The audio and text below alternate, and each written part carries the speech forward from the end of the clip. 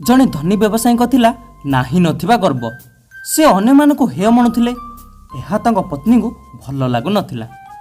थरे से अंचल को आसिले जड़े त्रिकाल द्रष्टा साधु।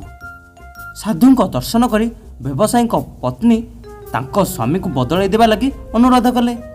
साधु राजी हो गले। तापरे स्त्री कथार व्यवसायी साधु को देखा करने को आसिले। से प्रकृत रे आसीथिले निज बड़े देखा लगी।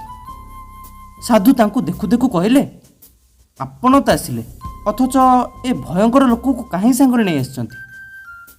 व्यवसायी किछि बुझी न पारी विस्मित होई एपट सेपट चाहिले बेलू नजर पड़ला एक भीषण आकृति छाया उपरे जी तांको पछे पछे चलीथिला। व्यवसायी भୟରେ सिंहर होई उठिले। पचारे ये किए? साधु कहले, भय करंतु नहीं, देखंतु सेई भली एक भयानक छाया मो पछरे भी छिड़ा होइछि।